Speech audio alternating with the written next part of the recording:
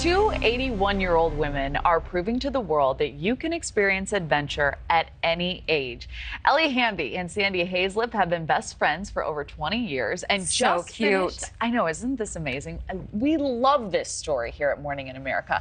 They've been traveling the world in 80 days, and the two started planning this trip a few years back, but the pandemic briefly interrupted their goal of traveling the world at 80 years old. They visited 18 countries across all 7 continents and have become quite famous on social media because of it.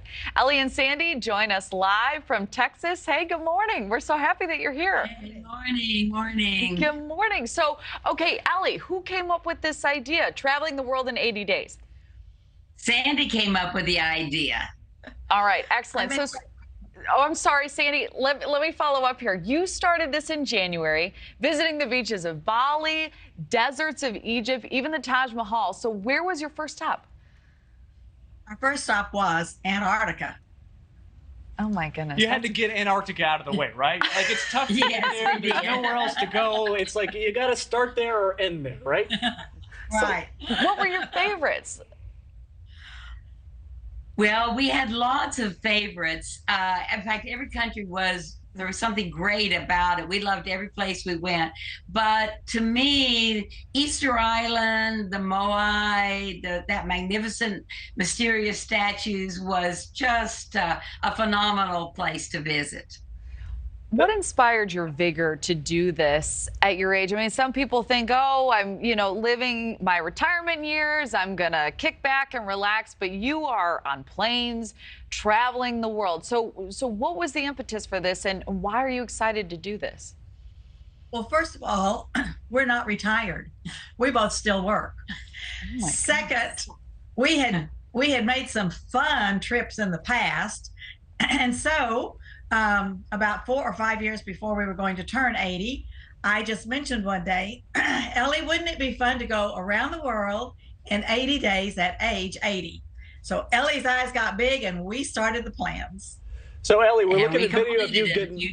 Ellie, we're looking at video of you getting up on the camel, and Sandy too, but it looks like Ellie had a little bit rougher of a ride. I'm going to ask you a question that not a lot of people can answer. What is it like to ride on the back of a camel? It is not fun. What's so not fun about it? Well, the hardest thing is, do you see when you get up on the camel, you're just like you were holding on for dear life. And to get off the camel is the same thing. We just do it because we just have to do it, but it's not our most fun exercise or adventure. Yeah, I'm actually curious about that, because you're talking about a worldwide trip and 80 days on the road. There probably were some parts of it that were not your favorite. What did you not like? Riding the camel was really one of them. We just did it because it's fun. If you're in the pyramids, you have to ride the camel. I mean, that's just, and we're more likely to say yes than we are likely to say no. For sure. We're glad we have that video. Okay, Kelsey's got a question for you. She needs to know. So why did you guys choose each other? I know you're both best friends, but why each other? There's so many friends out there. Well, because we like to travel the same way. I don't want to travel with someone if they get uptight about late flights. Ellie and I are very relaxed. We say, it'll work out. And we are both budget travelers. Do you know how much we average per night on our hotel rooms? We're dying to know. Us.